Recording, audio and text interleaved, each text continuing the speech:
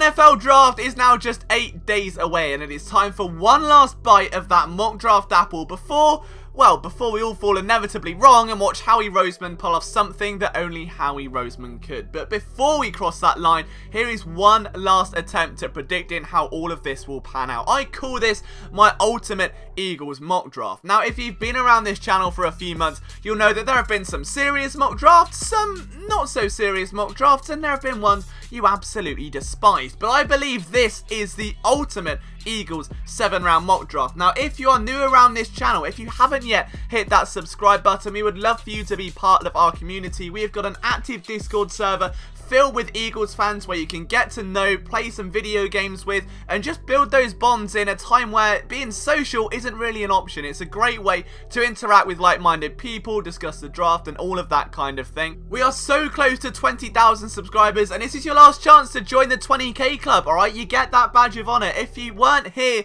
before 20,000, the next milestone is going to be like 50, and that's a long way away, so make sure you join the 20k club. And as always, guys, make sure you're getting your daily dose of Philadelphia sports coverage from myself and all of our writers over at phillysportsnetwork.com. Your support at this time truly means absolutely everything. We wouldn't be here without you, and in a time where most media companies are struggling, just taking the time out to read an article means so much to all of us. Let's kick things off at pick number... Whoa. You didn't think we're going to pick at 21. In the ultimate Eagles mock draft, we are not picking at 21, okay? We are diving into the mind of Howie Roseman, and listen, this wide receiver class is sensational, but in my mind, it's split into tiers. You've got your top 3 guys, you've got your values plenty at 20, and then the fringe first rounders. There's a lot of slot guys in the heart of the draft, which means if the Eagles are going to double dip, you have to get a bona fide star on the outside. If you want to double dip and get 2 receivers, there is no use getting a Justin Jefferson and a Devin Duvernay or a Courtney Day. It's just not going to work. So, what they need to do is find a bona fide star outside, leaving them to reap the rewards of the depth on the inside a bit later. Now, who does that leave us with? Well, Denzel Mims will be great, and Jalen Reagor is a stud, but both, in my opinion, shouldn't be the option at 21. Mims' route running leaves a lot to be desired, and he's very much the DK Metcalf of his class, which is no bad thing, but the Eagles need separation specialists, and I feel at the next level, at least to begin with, Denzel Mims, who may have the higher upside, may have a slightly lower floor. As for Reagor, I love him, but if it comes down to taking him at 21, maybe a little bit too high.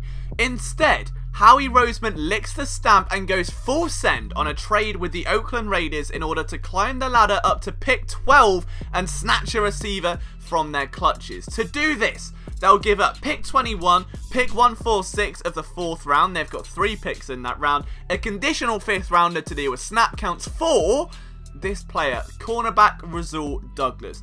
The Raiders needed a corner almost as badly as the Eagles this offseason. In fact, they were all in on the same players as the Eagles this offseason, including Darius Slay.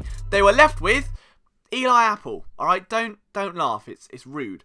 A trade would be welcomed by Rasul Douglas, who would finally get a chance to start somewhere else, and the Eagles have already entertained at least one offer from an NFC outfit. If you know, you know.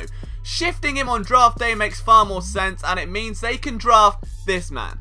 Henry Ruggs, wide receiver, Alabama. There really isn't much to say here out of prepared to get flustered and for a lot of separation OnlyFans content. Running a 4.27 40-yard dash and jumping 42 inches at the combine, Ruggs is the perfect candidate to come in and give Carson Wentz a weapon for years to come. Now, he's not quite as twitchy as some of the other wideouts in this class, but he will make you miss all the same, and good luck recovering when he breaks free. His breaks are as crisp as can be, and although he may not have a diverse route tree, is it really needed? The man is a human version of Sonic the Hedgehog, just let him fly. This pick allows the Eagles to tap into the slot market in the heart of the NFL draft, as well as finding the rightful heir to Deshaun Jackson's throne. Round 2, pick 53, and I've mocked this man to the Eagles on 3 occasions already, and I refuse to stop now. McLeod, Mills, Parks are all on short deals, and it makes more sense to groom an eventual replacement, and Ashton Davis would be a snug fit here. I wrote this about him ahead of the Reese's Senior Bowl. His positioning is excellent, and he can manipulate his zone to keep the QB hesitant just long enough for the pass rush to get home.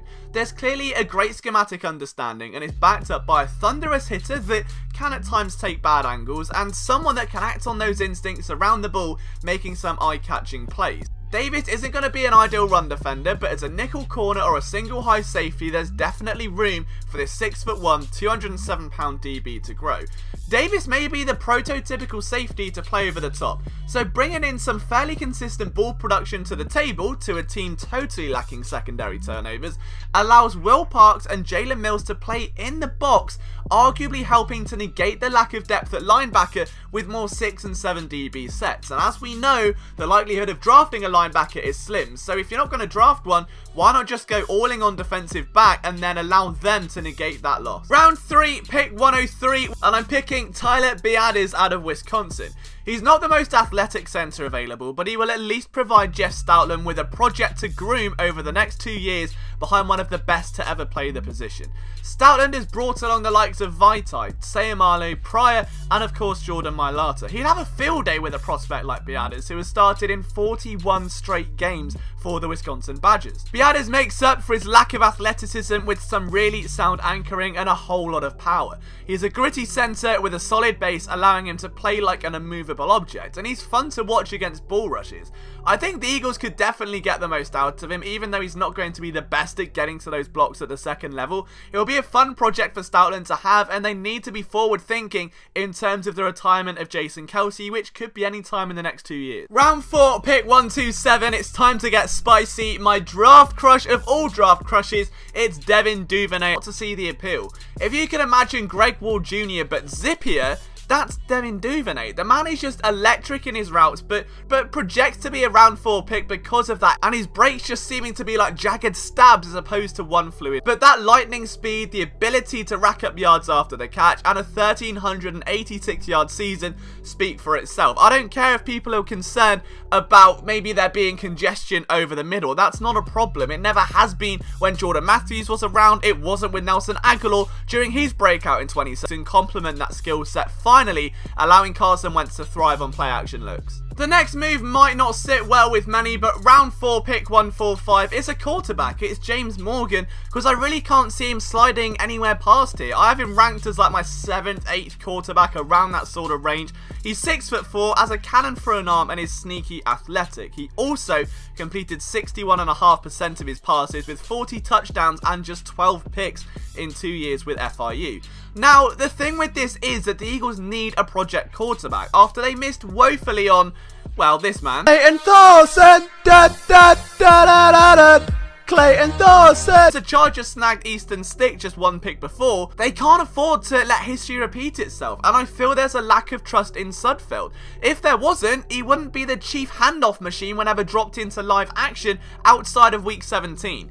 The fact that Josh McCown was able to keep the quarterback 2 role when Suddy came back says a lot, and I think he may have hit his ceiling in this system, and that's fine, but it's time for some competition. Jeffrey Lurie wants to draft a quarterback every year, and I know for a fact the Eagles were very impressed with what they saw from Morgan down in Mobile during the Senior Bowl. I think it's a very, very likely possibility that the Eagles come away with his services. Mambo number 5, the Eagles are going to take a linebacker, and it's Justin Stranad out of Wake Forest, a friend of Philly Sports Network after we had him over on our website for an interview recently. I think he could be that perfect late round developmental guy. If the Eagles don't like going out and spending significant assets at the position, someone that in 41 games had 244 tackles, 22.5 for a loss, and 8.5 sacks, and 4 picks is a good option. He's got a really high IQ, and I think he's got the requisite skill set to grow into that Mike linebacker, something that they've missed, something that they've lacked and craved ever since Jordan Hicks departed. Someone that